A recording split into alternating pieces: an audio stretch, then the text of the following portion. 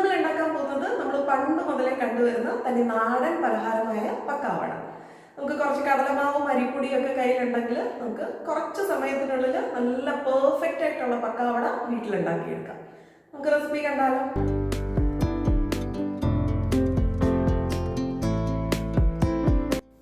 അപ്പോൾ നമുക്ക് പക്കാവടയ്ക്കുള്ള മാവ് റെഡിയാക്കി എടുക്കാം. ഒരു അരിപ്പയിലൂടെ അരിച്ചാണ് നമ്മൾ പൊടികളൊക്കെ ചേർക്കുന്നത്. അപ്പോൾ 1 കപ്പ് കടലമാവാണ് എടുത്തിട്ടുള്ളത്. ഈ കടലമാവിലൊക്കെ കട്ടകൾ കാണും, അപ്പോൾ അതൊക്കെ ഒന്ന് അലിഞ്ഞ് കിട്ടാൻ വേണ്ടിയിട്ടാണ് ഒന്ന് അരിച്ച് എടുക്കുന്നത്. അതുപോലെ ഈവനായിട്ട് എല്ലാം മാവെല്ലാം ഒന്ന് മിക്സായും കിട്ടും. 1 കപ്പ് എന്ന് പറയുമ്പോൾ 240 ml കപ്പ്. ഞാനിപ്പോൾ ഒരു ചെറിയ ക്വാണ്ടിറ്റിയാണ് ചെയ്യുന്നത്. ഇനി ഇതിലേക്ക് അരിപ്പൊടി ചേർക്കാം. 1/4 കപ്പാണ്. നമ്മൾ പത്തിരിക്കും ഇടിയപ്പത്തിനുമൊക്കെ യൂസ് ചെയ്യുന്ന വറുത്ത അരിപ്പൊടി. നമ്മൾ വീട്ടിൽ തന്നെ പൊടിക്കുന്നതാണെങ്കിൽ നല്ല നൈസായിട്ട് പൊടിച്ച അരിപ്പൊടി എടുക്കുക. ഇതിലേക്ക് 1 ടേബിൾ സ്പൂൺ കാശ്മീരി മുളക് പൊടി ഇട്ട് കൊടുത്തു. ഇനി കായപ്പൊടി ഒരു 1/4 ടീസ്പൂൺ ചേർക്കുന്നുണ്ട്. ആവശ്യത്തിനുള്ള ഉപ്പിട്ട് കൊടുക്കാം. ഇത്രയും ഒന്ന് അരിച്ചെടുക്കാം. ഞാൻ കാശ്മീരി മുളക് പൊടി ചേർത്തത് നല്ലൊരു കളറിന് വേണ്ടിയിട്ടാണ്. പിന്നെ ചെറിയൊരു എരിവേ ഉണ്ടാവുകയുള്ളൂ. അളവ് വേണമെങ്കിൽ കുറയ്ക്കാം കേട്ടോ. 3 ടീസ്പൂണാണ് ഇപ്പോൾ ഞാൻ ചേർത്തത്. വേണമെങ്കിൽ 2 ടീസ്പൂൺ ഇട്ട് കൊടുത്താൽ മതി. അപ്പോൾ എല്ലാം ഒന്ന് അരിച്ച് എടുത്തിട്ടുണ്ട്. ഇനി നമുക്കൊരു കാര്യം ഒന്ന് അരച്ച് ചേർക്കണം. ഒരു 5 അല്ലി വെളുത്തുള്ളി. ഒരു വെളുത്തുള്ളിയുടെ ഫ്ലേവർ കിട്ടാൻ വേണ്ടിയിട്ടാണ്. വളരെ കുറച്ച് വെള്ളം ഒഴിച്ച് ഇതൊന്ന് അരച്ച് എടുക്കാം. ഇതിൽ വേണമെങ്കിൽ കുറച്ച് കറി ലീവ്സ് കൂടെ ഇട്ട് അരയ്ക്കാം. അതിൻ്റെ ഫ്ലേവർ ഇഷ്ടമാണെങ്കിൽ. ഞാൻ ചേർക്കുന്നില്ല കേട്ടോ. അപ്പോൾ ഈ അരച്ചെടുത്തതും ഒന്ന് അരിച്ച് ഒഴിക്കുക. ചെറിയ പോർഷൻ ആയതുകൊണ്ട് തരികളുണ്ടാവും. അപ്പോൾ ഒന്ന് അരിച്ച് എടുക്കണം. അതിനു മുമ്പ് ഒരു 1/4 ടീസ്പൂൺ കുരുമുളക് പൊടിയൂടെ ഇട്ട് കൊടുക്കുന്നുണ്ട്. തരിതരിപ്പായിട്ട് പൊടിച്ചതായതുകൊണ്ട് ആ തരി അങ്ങ് റിമൂവ് ചെയ്ത് മാറ്റാം. ഇനി നമ്മൾ അരച്ച് വെച്ചതും ഇതിലേക്ക് ഒഴിക്കാം. വെളുത്തുള്ളിയൊക്കെ അതിൻ്റെ ജ്യൂസ് ഇങ്ങനെ അങ്ങ് പ്രസ് ചെയ്ത് അങ്ങ് എടുക്കുക. എന്നിട്ട് ആ തരി അങ്ങ് റിമൂവ് ചെയ്യാം.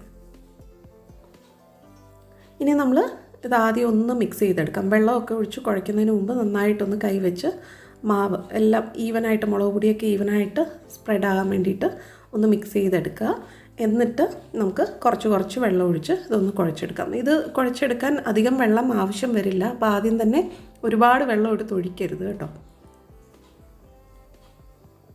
ഒരു 1/4 കപ്പിൽ താഴെ വെള്ളം വേണ്ടി വരുള്ളൂ. ഇനിയും ഒരുപാട് വെള്ളം കൂടിപ്പോയെന്ന് തോന്നുവാണെങ്കിൽ കുറച്ചുകൂടെ കടലമാവിട്ട് മിക്സ് ചെയ്തെടുത്താൽ മതി. നമ്മൾ ചപ്പാത്തിക്കൊക്കെ കുഴയ്ക്കുന്ന ആ ഒരു രീതിയിൽ കുഴച്ചെടുക്കുക. നല്ല സോഫ്റ്റ് ഒരു ഡോ ആക്കി എടുക്കുക. ഒരുപാട് അങ്ങ് ഹാർഡായി പോയത്, ഒരു നല്ല സോഫ്റ്റായിട്ട് ഉള്ള രീതിയിൽ.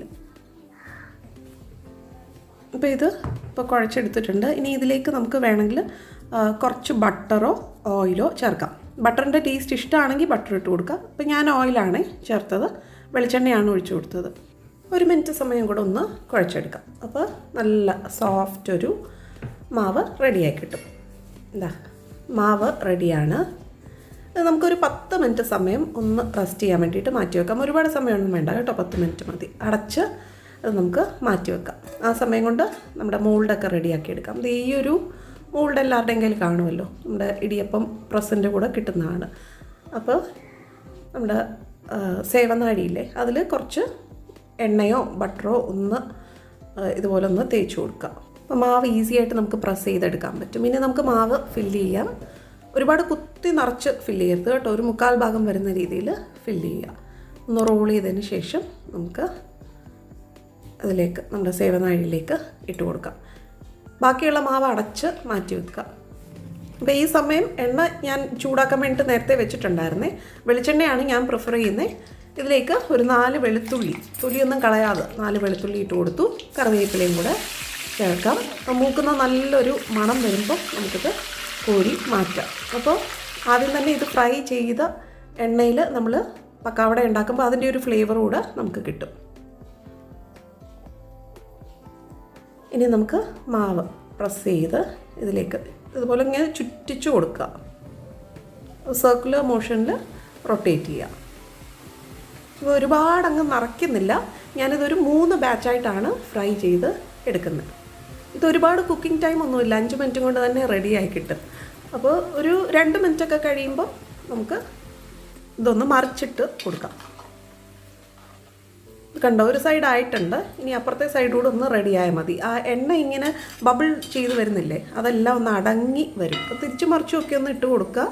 ഇതാ ഇതുപോലെ എണ്ണയൊക്കെ ആ ബബിൾസൊക്കെ ഒന്ന് മാറി വരുന്ന ആ ഒരു സ്റ്റേജിൽ നമുക്കിത് കോരി മാറ്റാം. മീഡിയം ഫ്ലെയിമിലിട്ട് തന്നെ ഫ്രൈ ചെയ്യുക കേട്ടോ.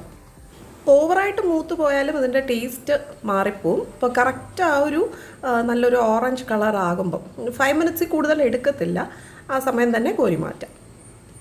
അപ്പോൾ ബാക്കിയുള്ളതെല്ലാം ഇതുപോലെ തന്നെ നമുക്ക് ഫ്രൈ ചെയ്തെടുക്കാം. വളരെ സിമ്പിളാണ് ഈ ഒരു സ്നാക്ക് ചെയ്തെടുക്കാൻ.